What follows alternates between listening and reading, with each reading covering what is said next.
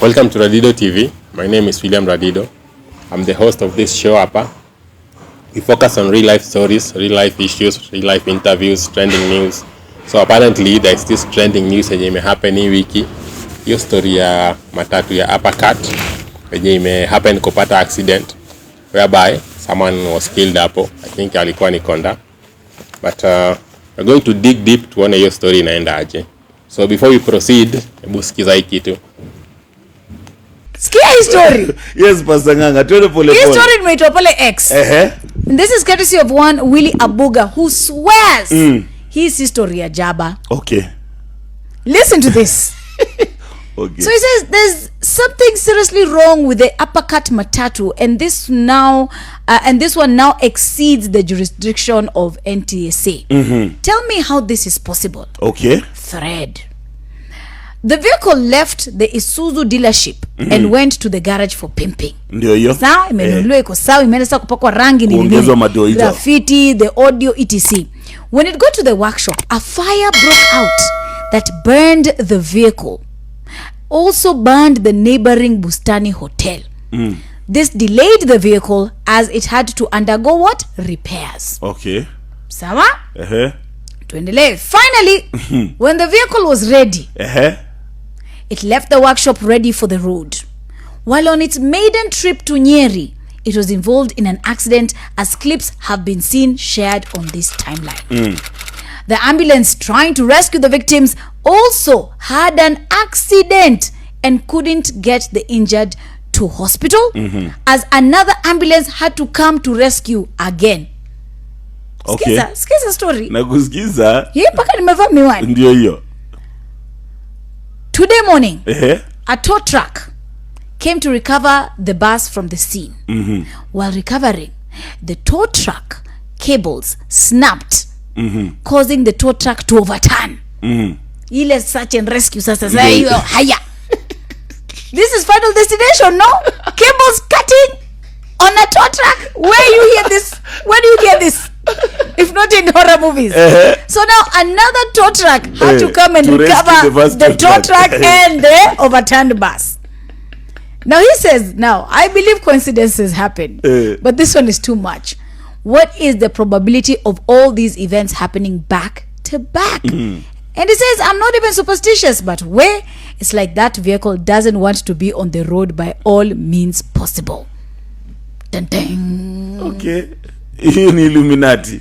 Tuulize tu maswali. What wasema life is very what? Very spiritual. Okay.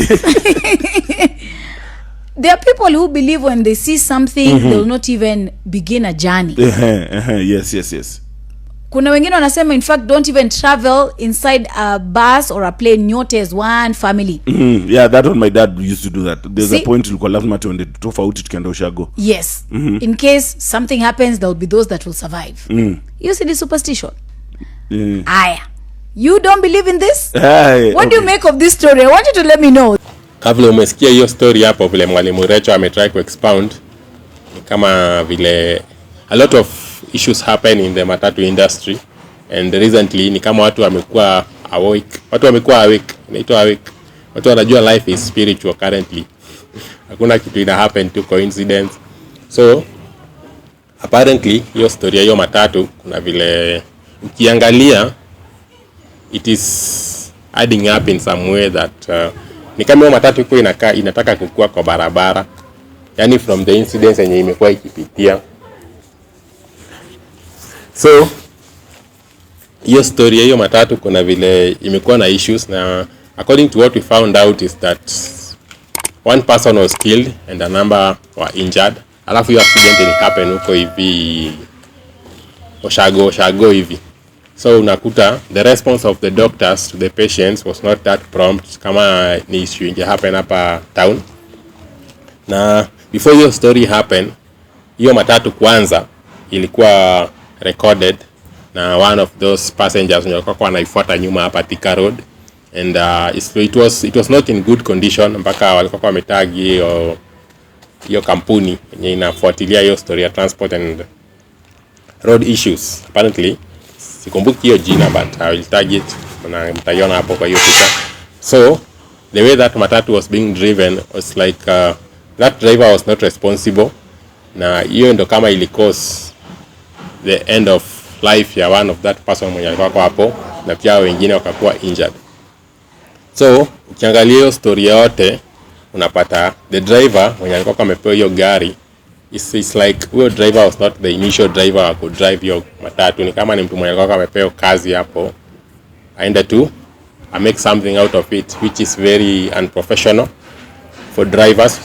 If you're in matatu industry, you have to learn that you are carrying people's life, na you have to be very responsible. So your driver mwenye alipewa hiyo gari, it's like that was not the driver of that car, and you have the picture of that driver unaweza iona hapo. Huyo ndo mtu mwenye alikuwa held responsible wakati hiyo gari ilikuwa inadriviwa, na mwenye alikuwa anakuwa driven kwa hiyo gari walikuwa wamelewa. Majority of them were drunk. So na ni kama wali influence hiyo driver, walikuwa wanampitishia hapo kwa hiyo space in between hapo kwa gari, kuna waka na space kwenye driver ana receive do ama konda anachukulia pesa kutoka hapo, supposedly amekaa hapo mbele. So hapo ndo kwenye walikuwa wanampea. So the driver was part of the party yenye ilikuwa inaendelea, na unaona after the incidents happen, hiyo gari imepata accident, the driver alikuwa amedisappear. It's like alijua kitu alifanya na hakutaka kukaa hapo because he knew maybe atapatikana. So the driver left the place na akaingia into hiding kidogo ndo asipatikane, because apparently alikuwa amejua hii gari imetani hivi, a lot of people are injured, wengine one of them alikuwa ameuliwa. From the reports I found out that yo kijana anaitwa Collins, so you can see his picture inapita hapo kwa screen. So that person was killed, and I suppose huyo mjamaa alikuwa drunk kama hao wengine walikuwa kwa hiyo gari. Na unaona this vehicle ni kama hizi ni zile nganya. Unajua nganya ni gari zenye ukiingia hapo hata the fare yao iko juu sana, si kama hizi zingine. I think ni very expensive. So you end up thinking how come una invest gari kitu kama 8 to 10 million alafu unaileta kwa barabara fanya hii shughuli inaendelea. So that one was very irresponsible driving. Na unaona that's why majority of people lost their lives through that incident. Na the government need to check into this. Hii ni story ya NTSA kwanza, waangalie hiyo maneno, because that is not the first case. A lot of cases have been happening on the road. Some of them we have featured their stories hapa kwa hii channel. They are irresponsible drivers, conductors, like hata si kitambo. It's like 2 months ago someone was dropped kwa matatu ya Super Metro mwenye alikuwa ameuliwa. Now to developments of a very sad story in our public transport. Police in Roiro, Kiambu County have arrested a Matatu driver and detained a Super Metro passenger vehicle following the death of a passenger who was allegedly thrown off the moving vehicle. The incident has caused public uproar over how the Matatu crew, which was operating along Thika Road, pushed the passenger from a Matatu for lack of sufficient fare. Then previously there were some cases pia from other areas. Unakuta as in matatu industry ijakuwa na jina mzuri hapa kwa country. People have been doing some fishy things nyoko kwa matatu, either konda, madere. Unakuta tu they are doing irresponsible things. Others, if someone can throw someone out of a vehicle na anajua amemtupa nje juu ya 30 shillings, na what is that? Hiyo kwanza ni previous case yenye ilikuwa imehappen. Na sio kitambo. If you are on social media you know the trending stories zimekuwa zikihappen. Hiyo sio kitambo from whatever has happened recently. So then hiyo story ya kupeana gari, unapea mtu gari mwenye ana experience ya kuendesha, ama mtu anataka kuendesha gari for fun, you don't do that. You are dealing with people's life, na transport na life is very serious issue. So if you look at the previous video, unaona hiyo gari ilikuwa ina wave kidogo before it got into an accident. The driver was drunk. Hiyo ni case number 2. Then number 3, the car ilikuwa imedriviwa out of Nairobi. So unaona that case was very complicated, na pia mwenye alikuwa na hiyo gari he should be responsible enough to know that amebeba watu hapo ndani. So hii story it has a lot of issues zenye zimekuwa zikihappen hapo, na unaona that person mwenye alikuwa ameuliwa through that incident ni kama hata alikuwa amekunywa kitu.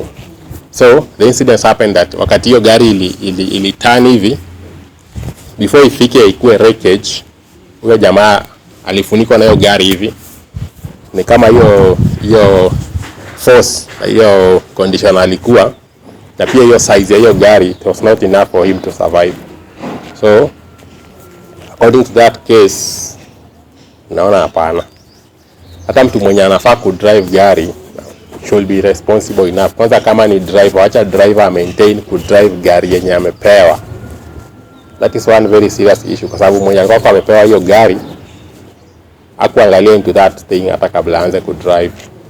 Hiyo ni ku make sure that hiyo tu ni kitu logic. The same way you're in another business, you are supposed to protect it. And the same way mtu mwingine anafaa ku drive gari and to protect it. That is someone investment, maybe alikuwa amefungua for something for a future use, na akikupe responsibility kama driver, you need to check on that. So na pia ku drive gari kwa highway, unaenda ukishake hivi hiyo gari na hiyo barabara imedriviwa into lanes, you need to stick on your own lane wakati unaenda ku drive gari. Sasa unafanya vitu zenye they don't add up. Then from there, wakati hiyo gari ilitoka Nairobi ilienda near the destination huko, I think somewhere in Nyeri huko hivi, the road was not good. Hiyo barabara ilikuwa inakaa hivi, and I think hiyo ndio one of the issues yenye ili contribute hiyo gari kupata hiyo accident, because the driver was drunk, the road was not straight, the driver was not focused. Apparently yet even you can understand that the driver should be sober enough when driving a vehicle, afai kuwa amelewa, such that he can focus on the road. Kwa sababu ukipata barabara iko zigzag kidogo, you need to focus. Na pia ukienda place yenye barabara iko straight, you need to focus. As a driver, that's the main reason as to why you are driving. Au kuenda driving school, pass time. Na wakati una drive gari, you need to make sure that you are very responsible for people's lives. Barabara ni kitu risky, and all of you know that. Sio mimi peke yangu. Everybody knows that, as long as you are in business, you have been in transport, because hizi vitu zina interrelate. Kuna business inaweza kosa bila kuserve business hiyo ingine,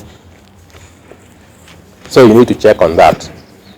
Na hiyo story ya kukua careful na watu wenye umebeba, especially kama watu wako wana party ndani hiyo gari, because I've seen some videos zimecirculate online mingi sana, how those people are behaving inside that car. Na hiyo si story ya kwanza. Transport business in Kenya imekuwa tu na very worst picture hapa nje.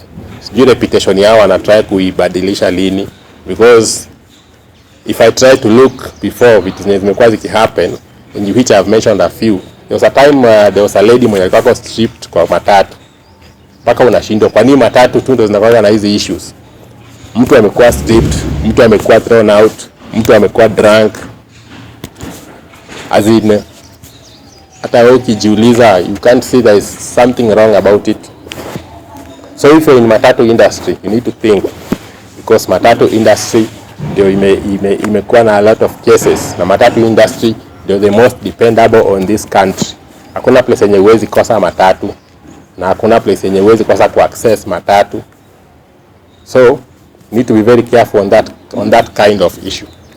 So sisi tuna hope to whoever mwenye alikuwa amesafa injury hapo kwa hiyo accident wamekuwa sorted out, na pia whoever mwenye alikuwa amedie kwa hiyo case, the family has been able to access them na kaweza kupata mwili yake.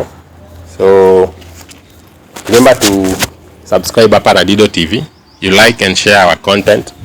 Then we focus on real life stories, real life issues, trending issues. So in case of any trending issue, we're going to come back and we talk more about it, we discuss. You leave your comments, then we are going to discuss further. See you on the next episode.